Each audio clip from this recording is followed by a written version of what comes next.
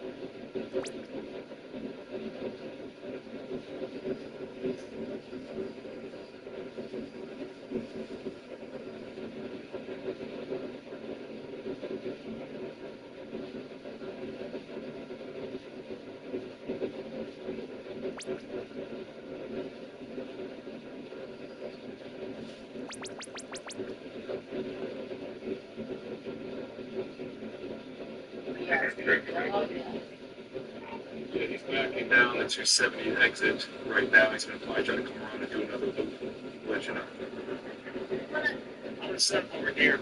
Stay right here. 32, he's getting on the 271 at the moment.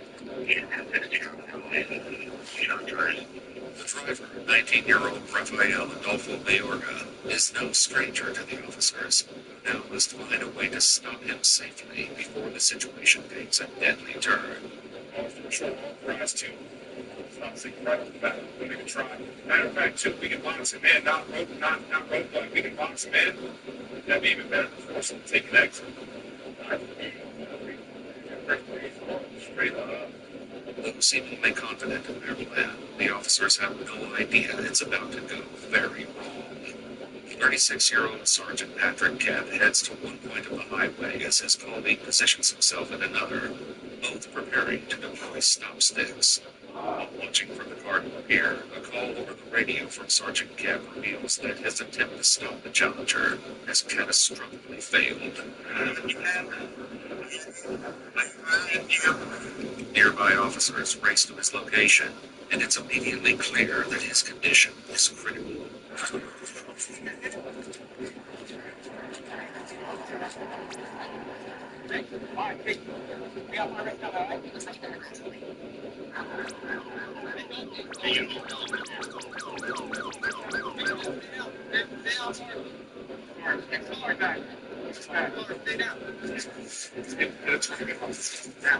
Sergeant Cat lies on his stomach, one leg horrifically twisted and mangled,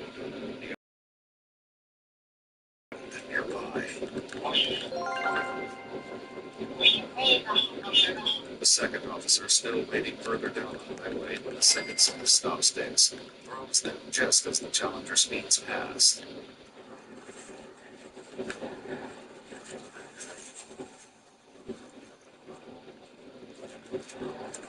So, much.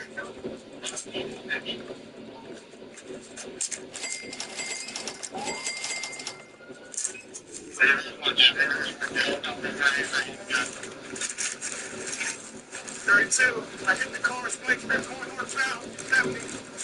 He follows the car until it comes to a stop, where it's quickly abandoned by 19-year-old Raphael and his female passenger. They both jump the guardrail and attempt to flee on foot. Get on the ground now! Get on the ground now! Get on the ground! On the ground! Get on the ground now! Get on the ground! Get on the ground! Give me all! You get on the ground!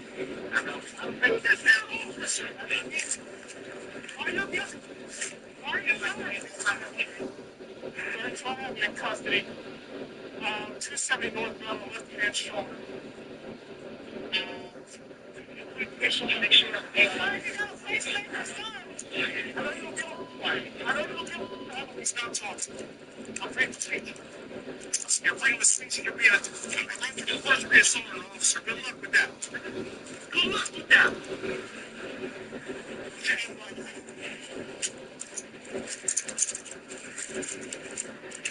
Think it's a game out here? I'm going to tell you right now. He gets hurt and he dies, guess what? You're going to jail for murder. You understand that? But hope is lost for Sergeant Kemp, who continues the fight for his life. A female officer cradles his head, trying to keep him calm and physically stabilized. Breathing is perfect. Just stand. Keep your eyes open, okay? Keep them open. I know. I'm hurt, so if you hurt me, your eyes. We're with my whiskey 10. We need fire rescue here now. Just make sure something's next time. Officers are reassured that a helicopter is on its way.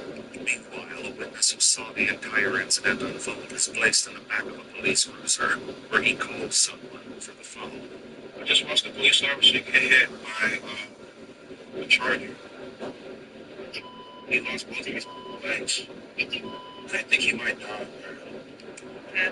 Keep your eyes open. I'm sorry. I know you don't want to hear me over and over, and I'm going to keep saying it. Bro, his muscle matter was literally on the floor, bro.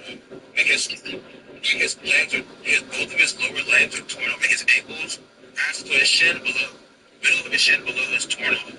That's crazy. No, man. This look, he has me shook ankle. I got a mind.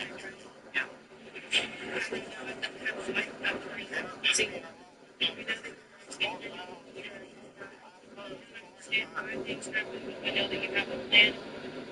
I'm still don't move. Do not move. I know you want to. Keep your eyes open. Yeah. I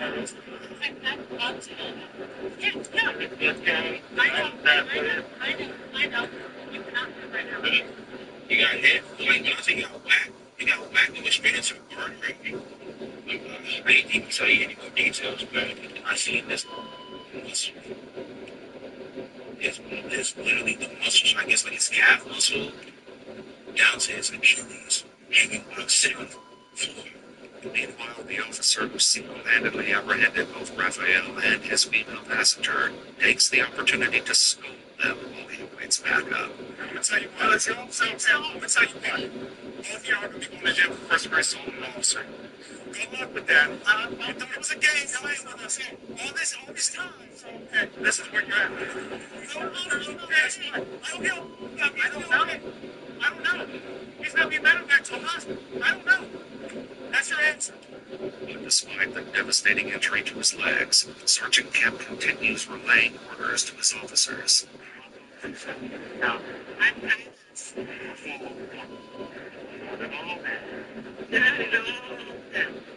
Vicky, it's fine. I know. You're not sorry. I know. I said it's Just Vicky. It's fine. Oh, we're getting on a helicopter. You'll see our family. Never in my life have I ever got that angry. You're over here playing.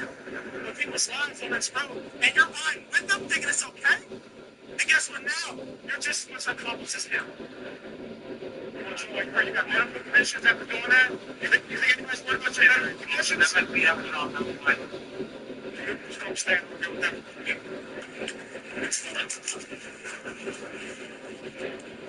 Idiot.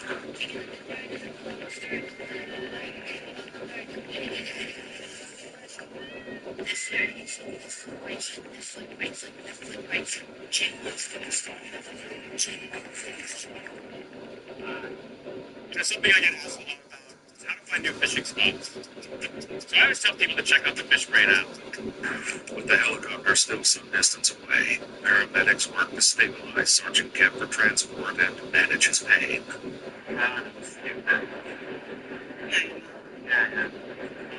He's conscious.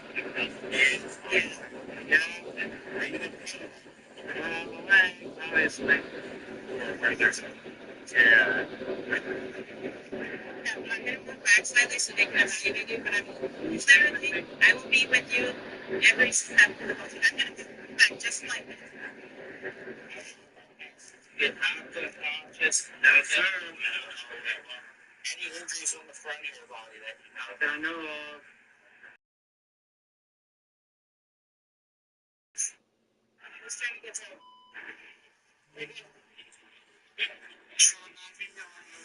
Quick.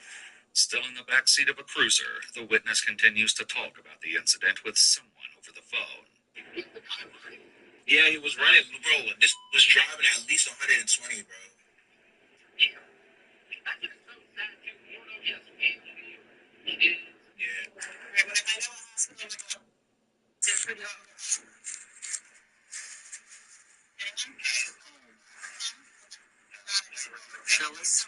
Phyllis and Tim.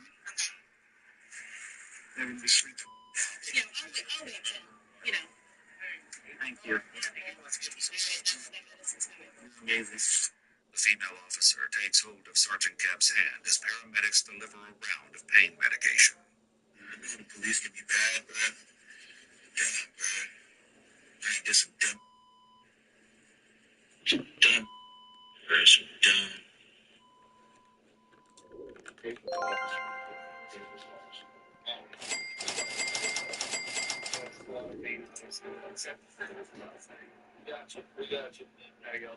A helicopter finally arrives, transporting Sergeant Kemp to a hospital for emergency treatment.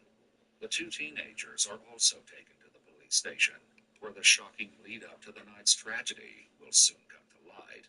So your first name is Raphael Morgan? Okay,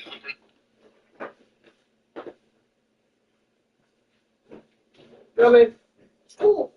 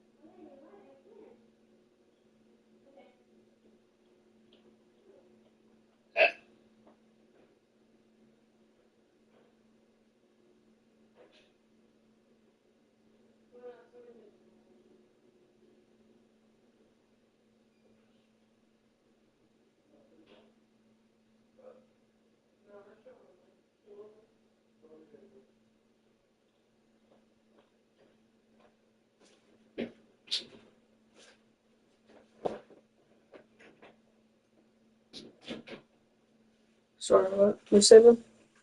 My bad, I was not paying attention. Say that again. Say that one more time.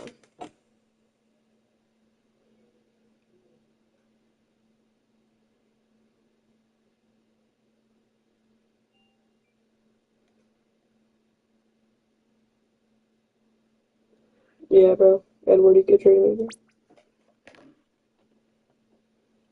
Yeah, bro. Edward, you get trade maybe.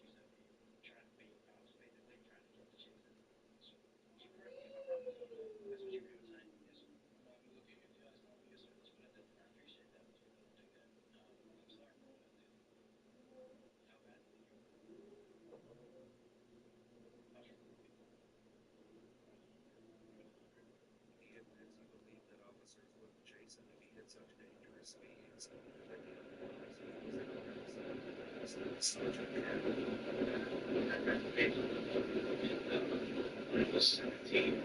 I ran away from him and rented a vehicle. Giant ring. Yeah, and I got much collision. And I flew out of that's my research account. This was 2 years ago. realized that Sergeant Cat was the same man who saw me. I hadn't seen the officer that ran into the rebels who would have been the sergeant. I was trying to hang out with my friends on the paper. I thought, yeah, 9 years, I was having the rest of these rebels.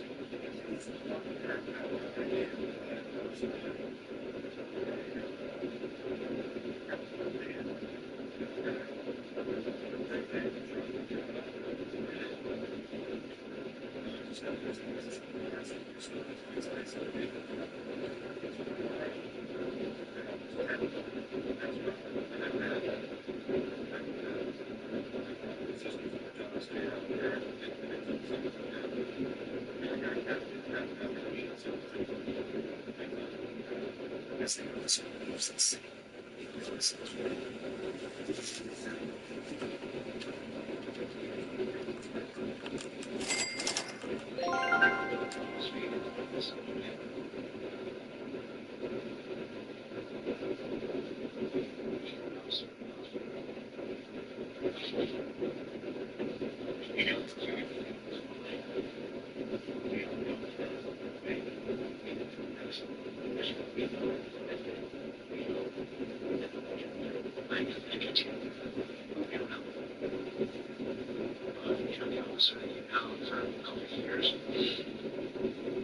It's like, well, like, how many rides get you off the street to make sure that you're not doing what you're doing.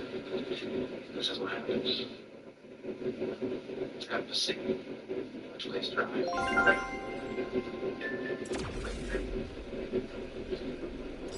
No sensor.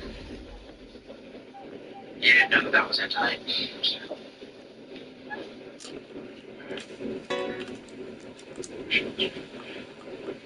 According to police records, Raphael was driving approximately 162 miles per hour when he struck Sergeant Kemp on the highway, which ultimately resulted in the traumatic amputation of both his legs.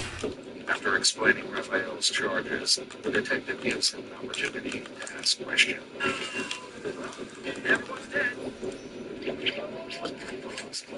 Yeah, available. When I first arrived here, I was blown away by how much I had to learn chopping down trees, finding food on my own, staying alert for wild predators. But you know what? Knifeless. Hold my car a bit. Yeah, you will. Let's get over to my car. We haven't. And okay, I've not seen it, or else I'll tell you. I'm gonna let us see it. Well, you're not gonna see it today. Following his interview, 19-year-old Rafael Fargo was taken to jail and held without bond. After entering a plea of not guilty to multiple charges, he was found guilty by a jury of 1 count of second-degree assault, 3 counts of attempting to elude uniformed police by failing to stop, 2 counts of leaving the scene of an accident knowing or reasonably knowing the accident might result in serious bodily injury, and an injury occurred, 1 count of failure to render reasonable assistance to an injured person, 3 counts of attempting to elude police in an official police vehicle by failing to stop, 1 count of attempting to elude uniformed police by fleeing on foot, 1 count of attempting to elude police in an official police vehicle by fleeing on foot, and 1 count of driving a motor vehicle without a license. He was sentenced to an aggregate term of 22 years plus 60 days behind bars, ensuring it will be a long time before he is behind the wheel of a car again. In 2024, Sergeant Patrick Kemp received 2 awards from the Maryland Highway Safety Office for his outstanding achievements in road safety. And after spending nearly a year in rehabilitation and learning to use prosthetic legs, he returned to service with the Montgomery County Police Department. According to a Facebook post by the agency, he was promoted to lieutenant in 2025. The same year, Maryland lawmakers passed the Kemp Act, which increases penalties for reckless drivers in an effort to strengthen accountability. If you'd like to see selected videos early and help us keep uncovering case files,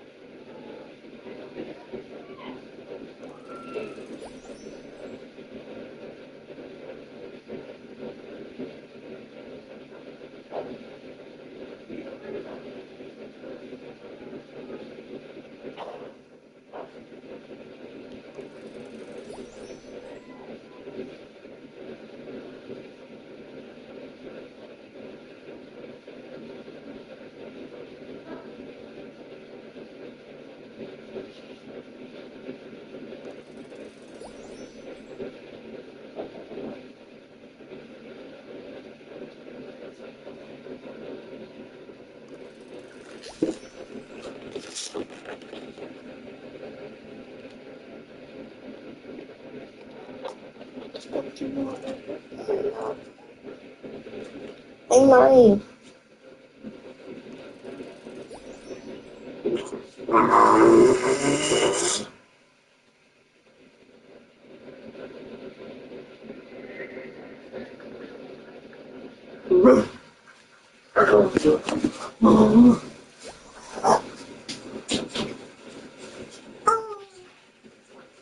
Hey, Dad, still burning.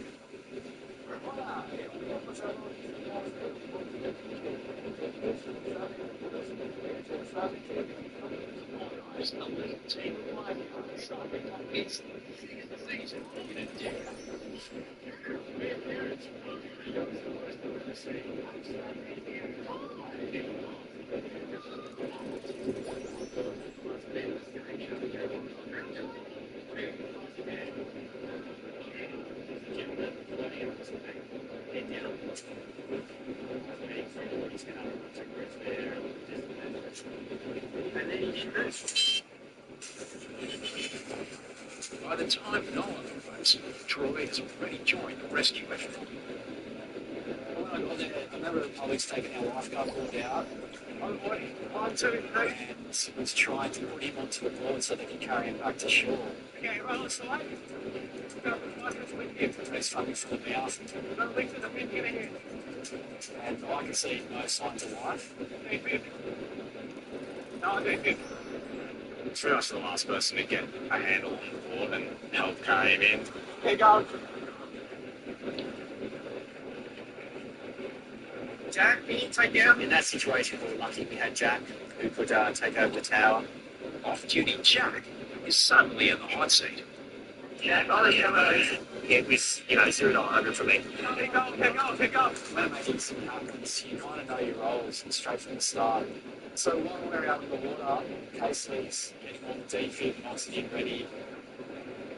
The defibrillator we wanted to start, and if needed, delivers a powerful electric shock to get it back into normal rhythm. Keep going. It's probably around about 160 to 180 kilos. So get out of the water. Seeing it was low tide and it's been washed onto that shallow bank, it was a lot easier for us to get back in. Keep going. Otherwise, I don't know how we would have got it back in. What's this side? Keep it the other way. No one knows what happened or how long to manage face down in the water. Every second is critical. So we're rolling onto his side. We're draining the fluids out. And now rolling back. Rolling back. I'll be rolling back. Kick his balls. A bystander says he's a medical professional and tries to take control of the situation. I'm a lifeguard, that's all right. You can do it. Troy is having none of it. We can't be sure that this person is a doctor. It's oxygen on. So what we do is trust the training that we've been put through. And we also know that we can work well as a team to bring this person back to life. KC dries the patient's body so no one can attach the defibrillator pads. We'll do 2 minutes CPR and then we go to... My role was to look after the head, make sure the airways were open. You've got to be patient. It can be quite difficult. You've got to use a lot of your strength. And I would have broken 1 or 2 ribs just to get the oxygen pumping around, to try to kickstart the brain and the heart. Yeah, if the neck is about to do the otherwise, we'll just keep up to there. No worry, we'll still after this. Yeah. I think you need to stand clear in a second. Hands off. Hands off. Second. Go. They can't touch the patient in case the defib delivers its strong electric shock. Don't shock and bind. And it's safe. Okay, start it again. You clean it. Begin speaking on. Take the cabling for me. No, you pull on to do 30 minutes. There's only one other lifeguard for the whole beach. Guys! Hey! Hey, make out the pool! How are you guys? Well, everybody's focused on the restart. I made the call. There are rare occasions where we can use the shark alarm for something else, such as clearing the water for a mass rescue or a first aid. Make sure it's dry. Wait, defib on? No? Troy starts another 2-minute round of CPR. Don't worry about it. The patient's body spasms. When you're doing compressions on someone, there's electrical currents trying to pump the blood and oxygen through the body. It can be body spasms. It can give a false sense that the person is actually conscious and alive. He's not conscious. In this case, he was definitely still unconscious. You're right, that's it. Yeah. Before this resuscitation, I've had a pretty big day. I've done numerous amounts of rescues across the beach, and so you're quite exhausted already. Got 1 more set, and then we go. Continue. It's quite hard on the body to press on someone of that size. You all right, Troy? Yeah. Right now? Yeah, up to this. With KC managing the airways, I figured that it was just going to have to be me to swap over. It's all right. Everything's all right. We'll get him. Spent nearly 5 years of working down here, and this is my first resus. There's foam coming out of his mouth, no pulse, no breathing. It's pretty intense. Continue. It's Noah's turn to step up. Hey, you gonna have to go. Ready? It's his first resus. The defib puts out a metronome. You just follow that beat for the compression. But the background noise and the adrenaline and the chaos of it all, I just couldn't hear it. So I just had the song by the Bee Gees, Staying Alive, in my head. Repeat. Okay, guys, so stand by. Do not touch the patient. Analyzing heart rhythm. Do not touch the patient. Analyzing. I could just start seeing a little bit of a rise and fall in his stomach. Are you getting both? Yes. Yeah, I've got both. Okay, let's roll in.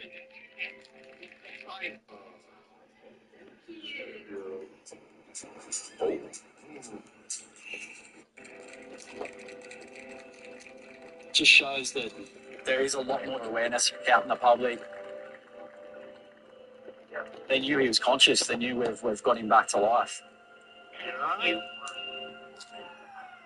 The patient from Sydney is thought to have suffered a medical episode in the surf. He's since made a full recovery. I was in the buggy up north and was approached by a mother that was pretty concerned about her son. My big kids can swim, but he has autism disorder, so I think he doesn't know how far he came. They find out that the teenage boy doesn't speak English, autistic, non-verbal. That's reason for concern, especially looking at how far he is out the back. The child was told he could swim to the red buoy. He's gone way past it. And he's swimming out further. And is now 200 metres from shore. Mum really was quite concerned, and so we'd head out there, and all I had at that stage was his name. You won.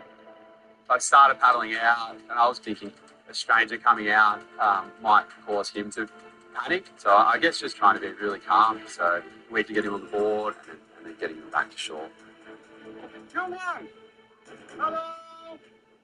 You won. Yeah, you won. On you get. Very good. Good. Lie down. So when I got out the back, I actually noticed that he was totally oblivious to Mum and how she was feeling on the shore. He was having the time of his life out the back. Your chest down here. Yes. Oh, very good. We saved him. We started to make our way back in, and there were some really, really fun waves that day, and we were lucky enough to snag one on the way in.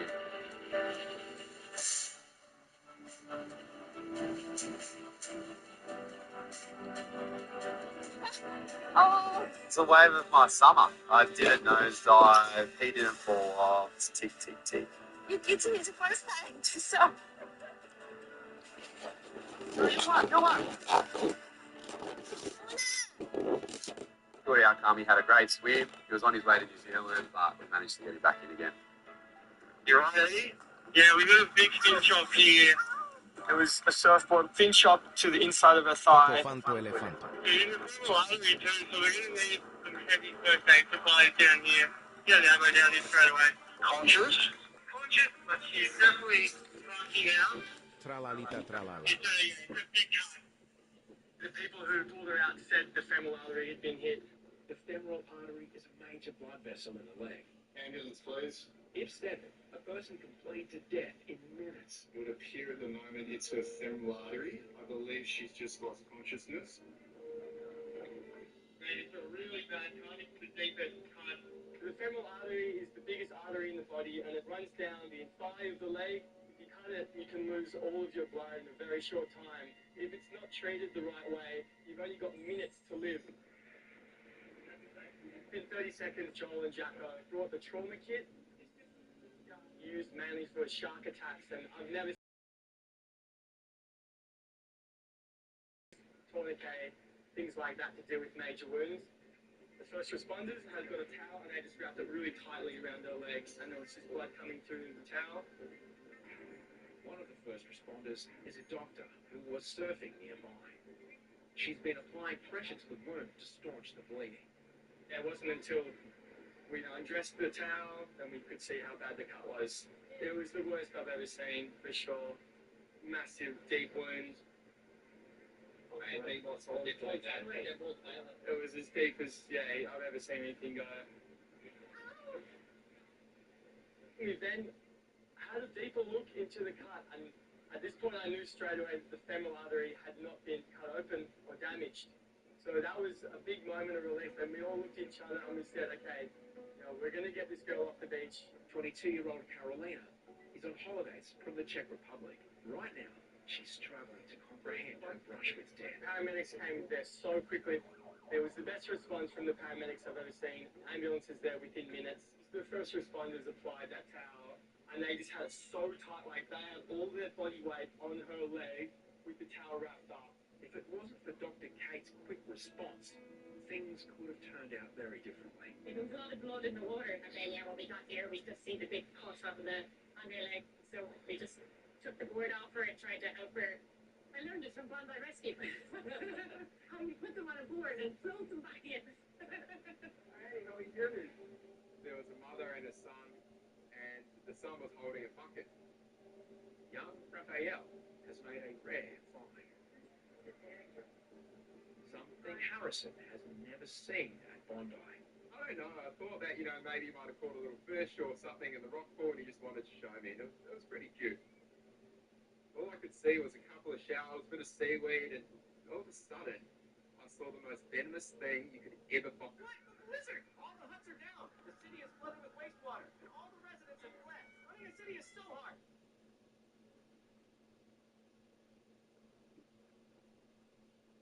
I'm down here at Bondi. A beautiful and deadly blue-ringed octopus, fresh from the kids' pool at North Bondi. I told you. Did you catch it? He did it. One of the most venomous things you can probably catch. Blue-ringed octopus venom is 1,000 times more toxic than cyanide. One bite contains enough venom to kill 26 people. Yeah, we didn't want to leave it in the kitties. Yeah, no, great call. Raphael seemed pretty cool, calm, and collected with such a deadly creature. However, his mum, on the other hand, knew that this had to be handed in for life cuts. What have you called it? You called your octopus? Henry? Why is going to put it back in the ocean, over? Harrison takes charge with Operation Rehouse Henry. Coming!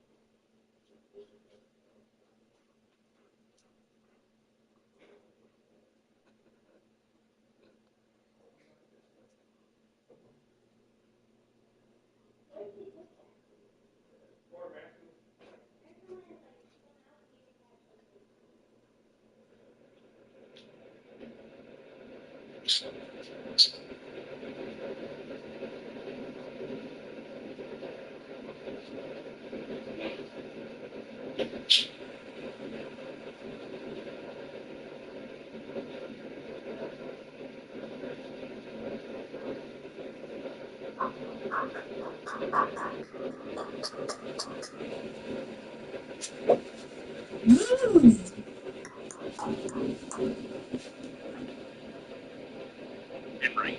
Sit down, Henry. This time, well away from the kids' pool.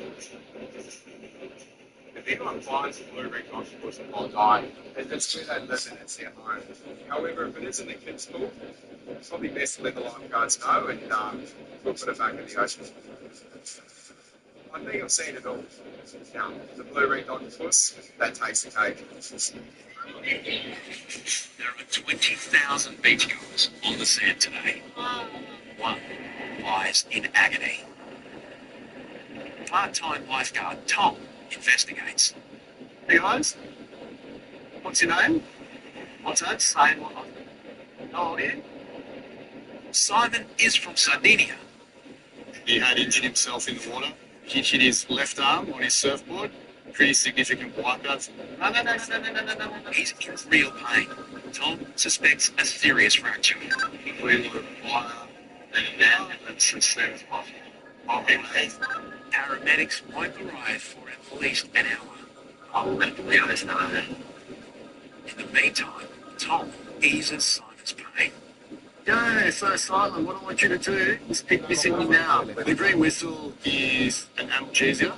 It's fast acting. Just breathe in and out. Don't take it out.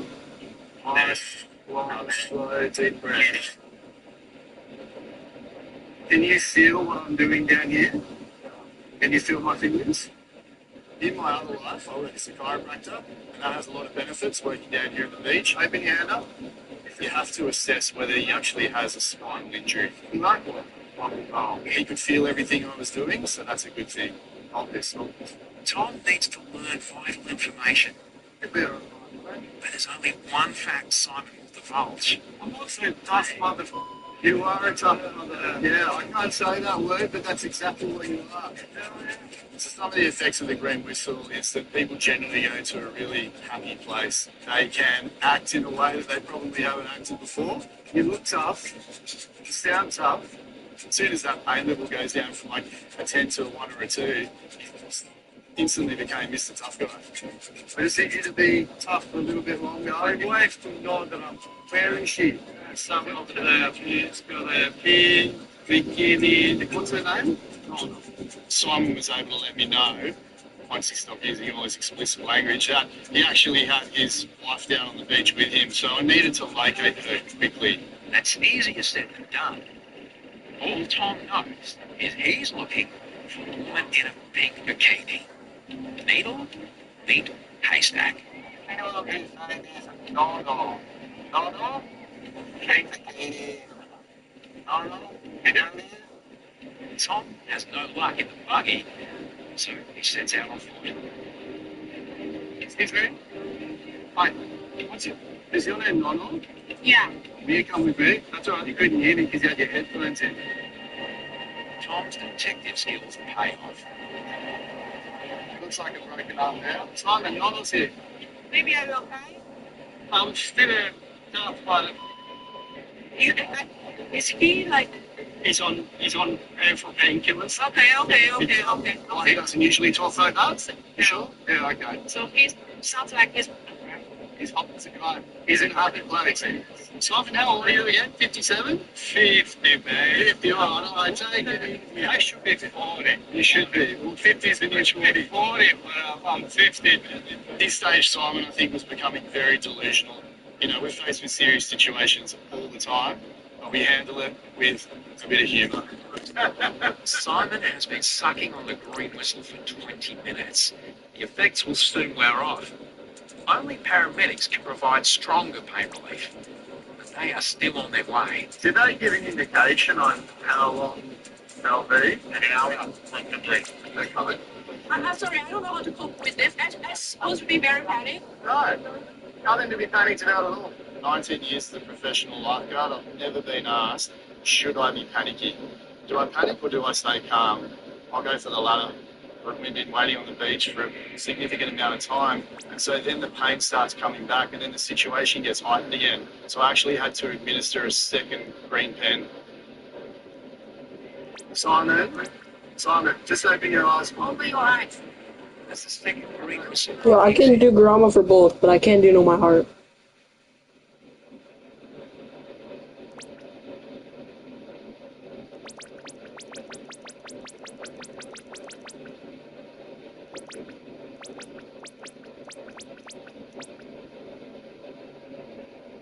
Simon suddenly goes quiet. Simon, open your eyes. He lost consciousness. It goes from a major arm injury to something where he may stop breathing, and then it gets serious quickly. Simon, open your eyes. I'm starting getting scared. Don't get scared. 1 minute he's laughing, the next minute he's non-responsive to verbal communication. It's serious.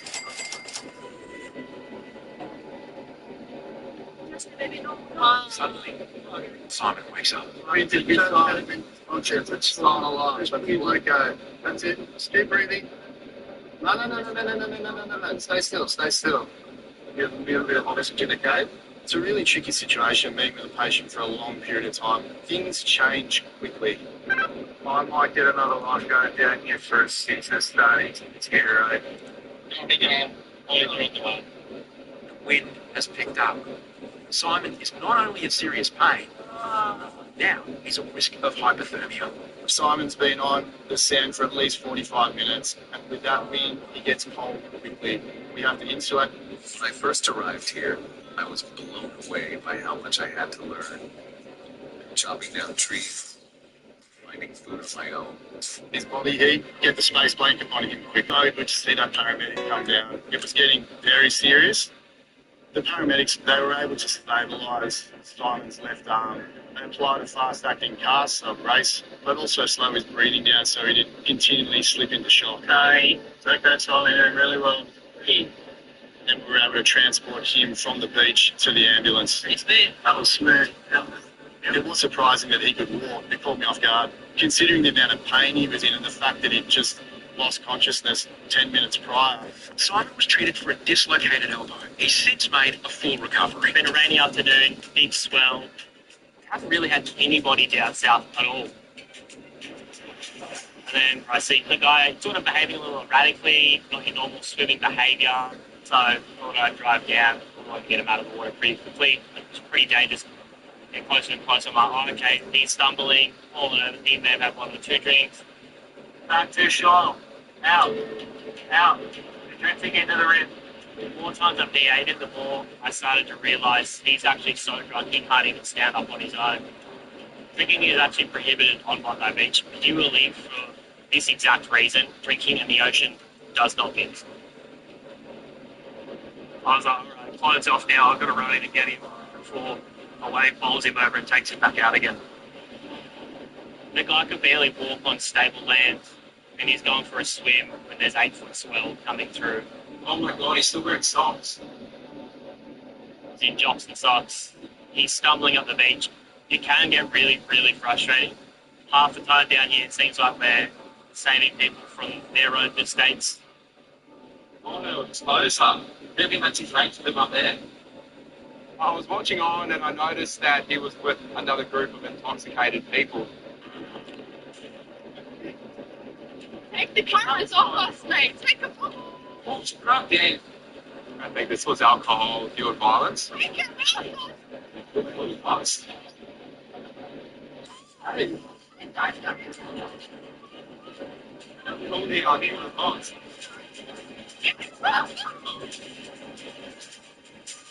You give me hooks to look.